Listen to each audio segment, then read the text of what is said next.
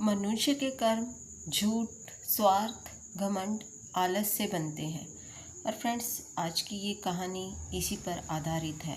हम जैसा कर्म करते हैं अपने जीवन में, उसका फल हमें ज़रूर मिलता है, चाहे हम अच्छा कर्म करें या बुरा। तो आप ये स्टोरी से अनुमान लगा सकते हैं कि हमें कैसे कर्म करने चाहिए जिससे हमें उसका फल भी अच्छा मिले। एक गांव में रघुवीर नाम का एक बहुत अमीर किसान रहता था। उसके पास सैकड़ों बीघा जमीन, ढेर सारे पशु और नौकर चाकर भी थे, लेकिन उसका दिल बहुत कठोर था। वह गरीब की मदद करने की बजाय उसका मजाक उड़ाया करता था। गरीब व्यक्ति को वो हीन भावना से देखा करता था। उसी गांव में मोहन नाम का एक गरीब किसान रहता था। उसकी छोटी सी जमीन थी। मेहनत और ईमानदारी ही उसकी सबसे बड़ी पूंजी थी। जो भी उसके दरवाजे पर मदद मांगने आता, वह अपनी हैसियत के अनुसार उसकी सहायता जरूर करता। एक साल गांव में भयंकर सूखा पड़ा।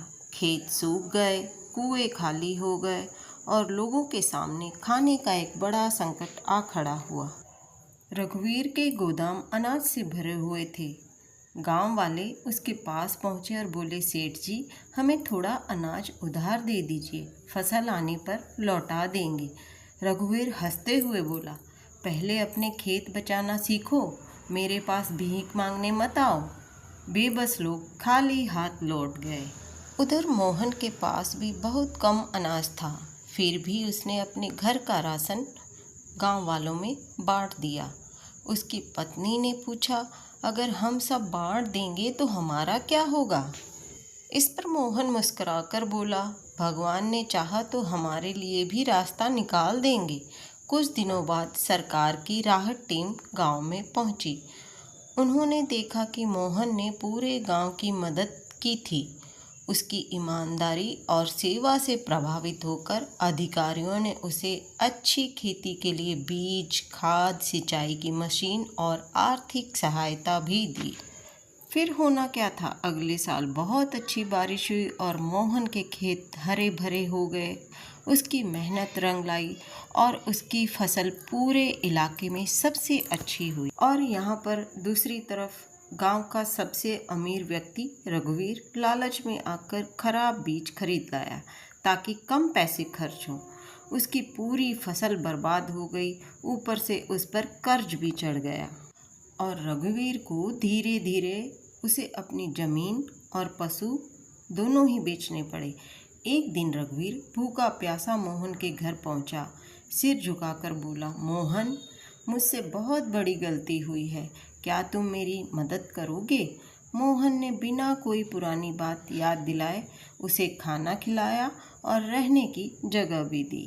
तभी रघुवीर की आंखों में आंसू आ गए। उसने कहा, आज समझ आया कि धन से बड़ा इंसान का चरित्र और व्यवहार होता है। उस दिन के बाद रघुवीर पूरी तरह से बदल गया। उसने गरीबों की मदद करना शुरू किया और सबके साथ सम्मान से पेश आने लगा।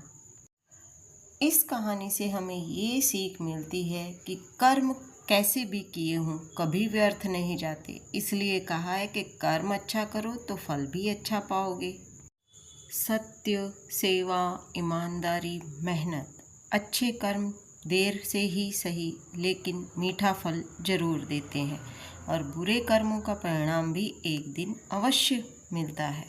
इसलिए हमेशा दया, ईमानदारी और मानवता का मार्ग अपनाना चाहिए।